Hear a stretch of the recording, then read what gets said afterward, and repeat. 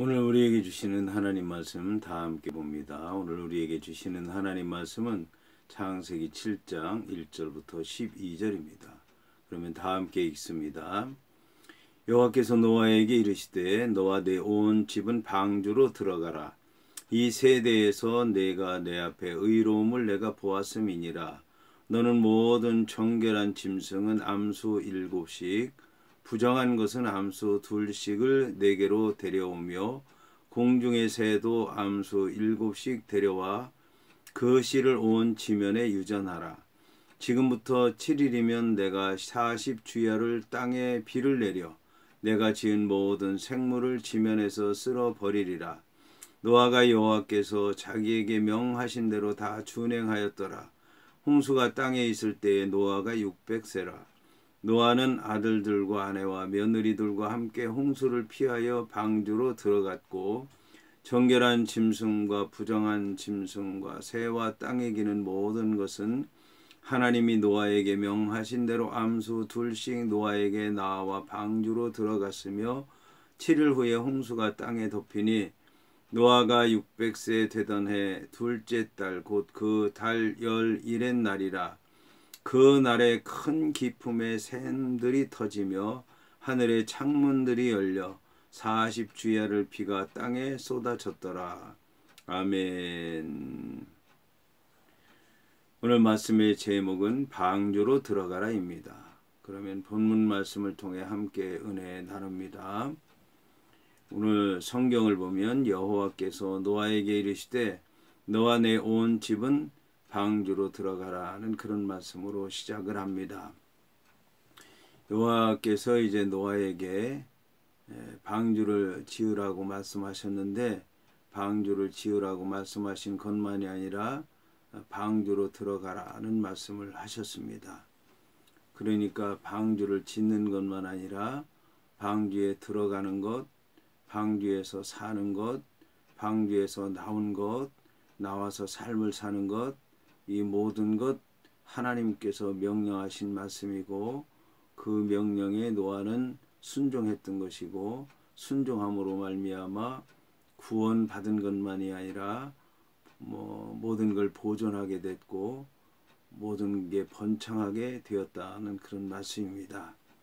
이처럼 여호와 하나님께서 노아를 구원하시게 된 것은 노아가 의로웠기 때문에 그렇습니다.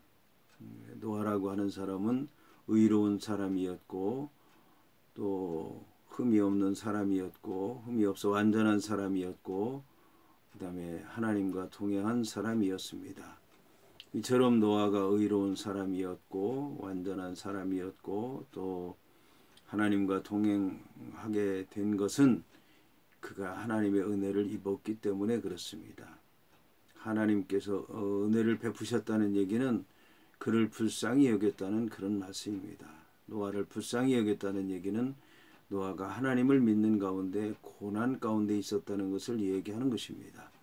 고난 가운데 있다 보니까 노아의 삶이 어렵게 됐고 사람들로부터 조롱을 받게 됐고 여러 가지 감당할 수 없는 일들이 많이 있었는데 그 노아가 고난 가운데 있는 것을 이제 불쌍히 여기셨고 여호와 하나님의 눈이 그를 그만 바라보게 됐고 그래서 그를 구원하게 됐다는 그런 말씀입니다. 아주 이 노아에게 은혜도 있고 또 완전함도 있고 하나님과 동행한 것도 있지만 가장 중요한 것이 의라고 하는 것입니다. 의는 하나님과의 관계가 바른 것을 얘기하는 것입니다.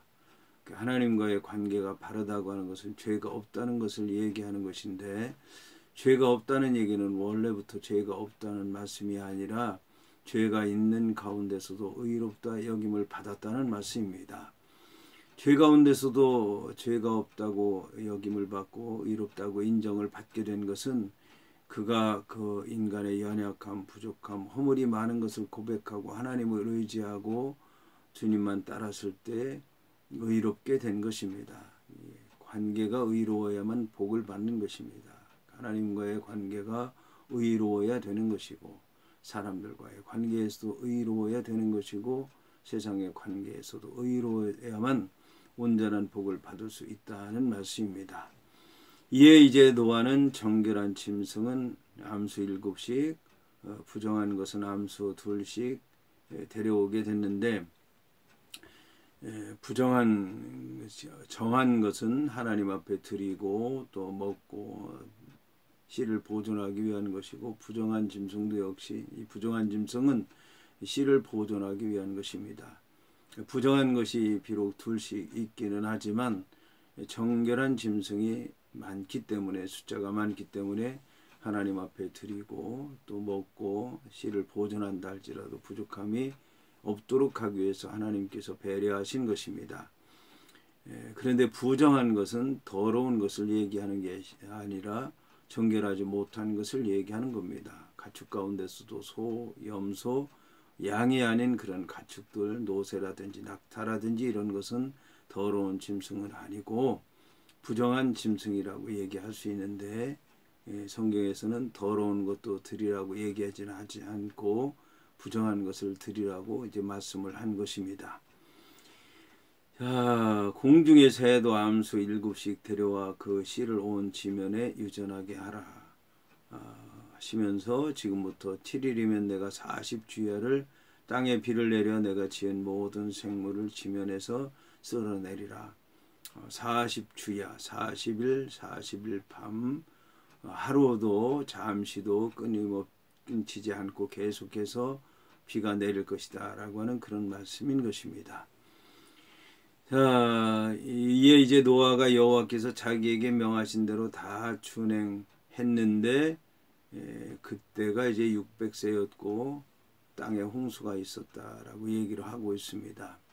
성경은 이제 숫자와 깊은 관련이 있는데, 일은 이제 하나님이나 하나님께서 행하신 일, 하나님과 관련된 일이 이제 일입니다. 유일한 것. 그 다음에 이는 쌍이 있는 것. 삼은 삼위일체 하나님 또는 하늘과 땅과 바다, 이런 것들을 얘기합니다. 사는 동서남북, 봄, 여름, 가을, 겨울 이렇게 순환하는 것에 대한 것이 이제 사고 땅의 완전한 숫자라고 얘기를 하기도 합니다.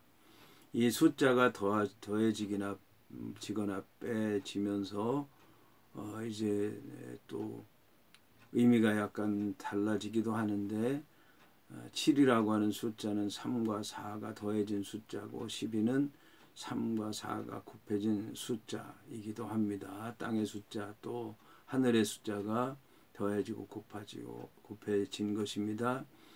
여기에다 이제 10이라고 하는 숫자는 충만하다는 의미에서 최소한의 숫자입니다. 그래서 10 또는 30, 40, 70, 120 뭐 이런 숫자들이 이제 기본적으로 많고, 30은 하나님께서 완전하게 하신 것이고, 40은 이 땅에서 완전한 숫자고, 거기에 70, 120 뭐 이렇게 되기도 하고, 그 다음에 이제 14만 4천과 같은 경우에도 그런 식으로 해서 우리가 생각할 수 있는데, 14만 4천 같은 경우는 1000이라고 하는 숫자는 히브리 사람들이 생각하는 가장 큰 숫자이기도 하였습니다.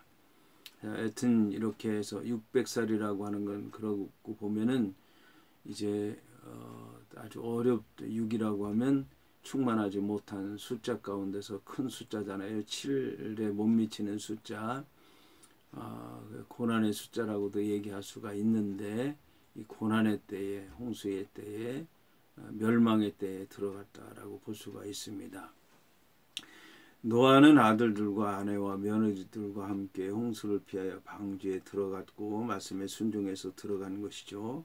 정결한 짐승과 부정한 짐승과 새와 땅에 기는 모든 것은 하나님이 노아에게 명하신 대로 암수 2씩 노아에게 나와 방주로 들어갔다. 놀라운 것은 뭐냐면, 이런 이제 이 짐승들까지도 노아에게 나왔다는 얘기입니다.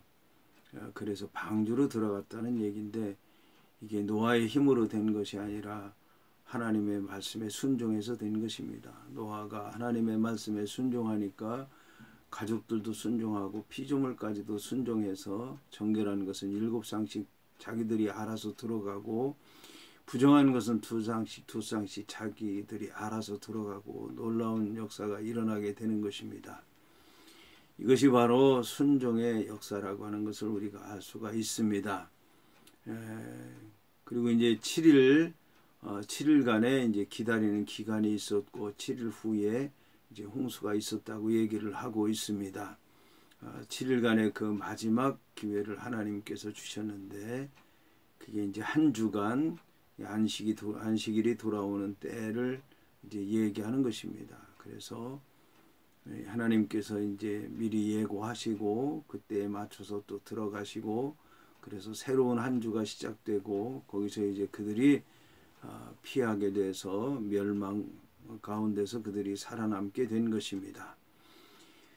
자, 이렇게 됐는데 그날에 큰 기쁨의 샘들이 터지고 하늘의 창문들이 열렸다고 이제 말씀하고 있습니다.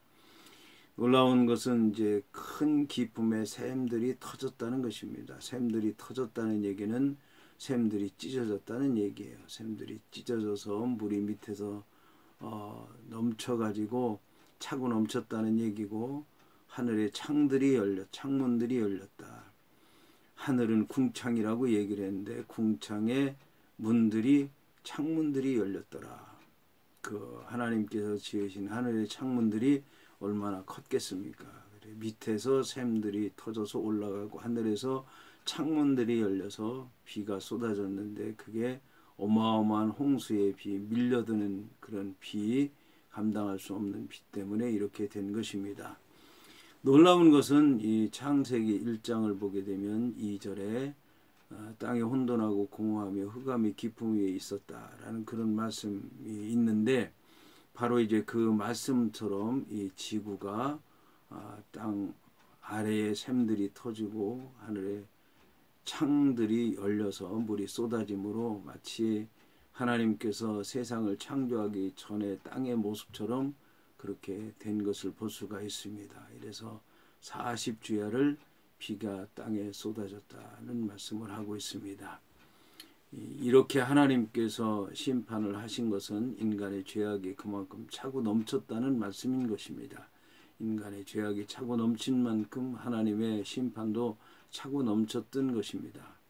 그런데 나중에 이제 나오는 말씀처럼 내가 다시는 홍수로 심판하지 아니하리라 말씀하셨는데 이 홍수 한 번으로 족하다는 말씀입니다. 이것은 이게 영원한 심판이 아니라 영원한 심판의 징조인 것이고 인간들에게 경고한 것이고 인간들로 하여금 죄를 짓지 못하도록 하는 그런 이제 교훈의 말씀으로 홍수를 내렸다는 이제 그런 말씀인 것입니다.